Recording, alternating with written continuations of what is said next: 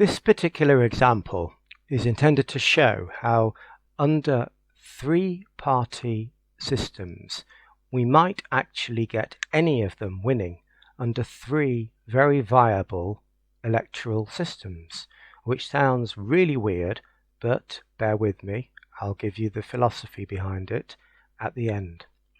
Let's start with what we're talking about.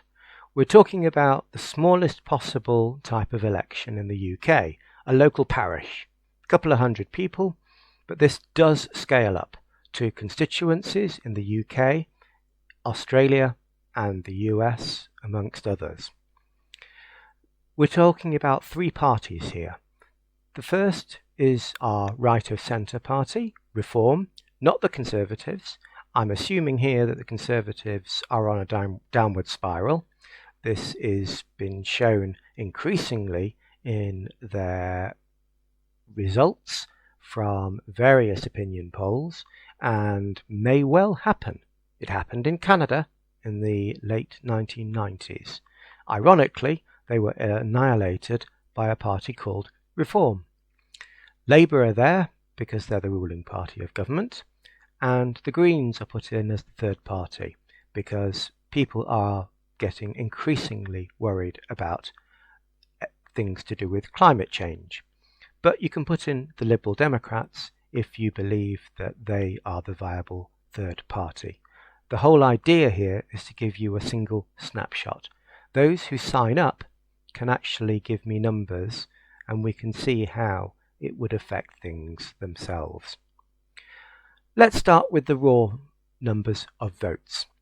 36 for Reform in the top left, 37 for Labour, 8 for the Greens. That gives us our 81 votes.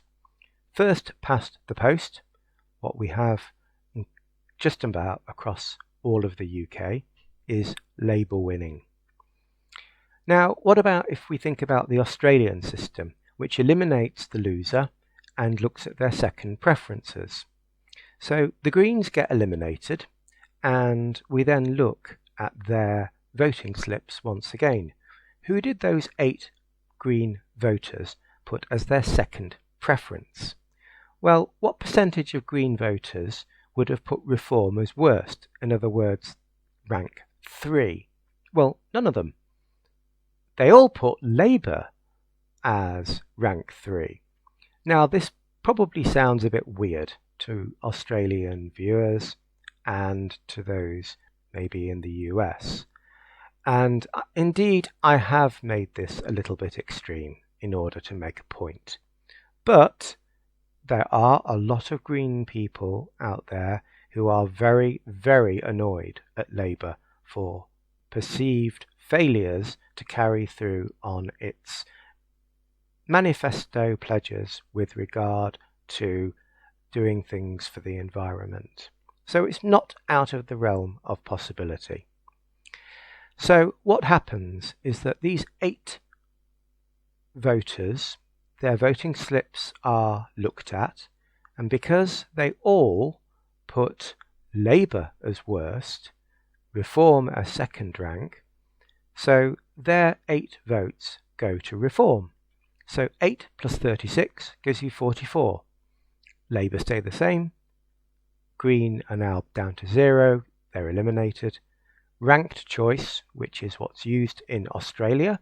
It's used in a couple of states in the USA and unfortunately was rejected in a referendum in the UK about 14 years ago. But if enacted, it would need to basically show that we want a winner from 2 parties. And in fact, in this case, Reform would be the benefit of this. They win. But this is not the only way to put statistical weightings onto these 3 parties. There is another way of doing things, one that has been shown to be mathematically correct, has been used by parties and countries that left the USSR early, the Baltic states, but which gives a lot more weighting to what people hate. So if you are getting a very polarized system with a sort of Punch and Judy show, then maybe you should penalize both parties. So what it does is the following. It starts with these original rank ones, first past the post. So we start with the 36, 37 and 8, but then we subtract how many people put each party as worst. So Reform start with 36. What percentage of Greens put Reform as worst? Well, none of them. What percentage of Labour voters put Reform as worst? All of them. So the 37 Labour votes are subtracted from 36 to give Reform -1. What about Labour? Well, they start on 37, and given the Punch and Judy show we see in the UK, all of the Reform voters put Labour as worst. So the 36 are subtracted from the 37 to give +1. But you'll see here we don't see +1, we see -7. Why is that? Well, it's because all of the Greens put Labour as worst. So another 8 votes should be subtracted to give -7. What about the Greens? Well, they start with +8. But the thing is, neither of the other two parties put Green as worst. So they stay on 8. So the winner under what's called best-worst voting, it's also called most-least voting, is in fact the Green Party. Now, this will seem profoundly weird to some people, and I don't blame you. Why should the third party win the seat? Well, it has a particular philosophy. It's saying, well, maybe there should be a plague on both your houses. If you have two parties who refuse to compromise and just take pot shots at each other, maybe we should be looking at a party which is looking in another direction, showing that it's looking at other issues that people are bothered about, even if it has quite a low level of support. So the Greens win the seat. Now, for those of you worried about, well, this Green councillor is in for 4 years, well, let me tell you something. If the Green councillor doesn't do what's necessary, you can bet they'll be thrown out the next election, because everyone's going to put them as worst.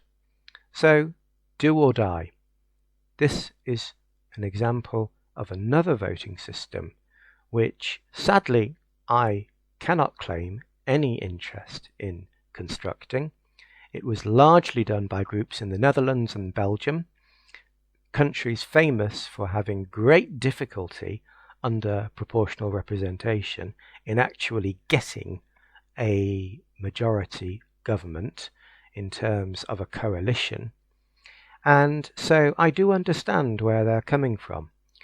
Now, best-worst voting is a special case of a more generalized way of looking at people's preferences called best-worst scaling, which I am one of the world experts in. Sadly, I never thought about doing it in a voting context. To be honest, I wish I had. But I think it's worthy of consideration.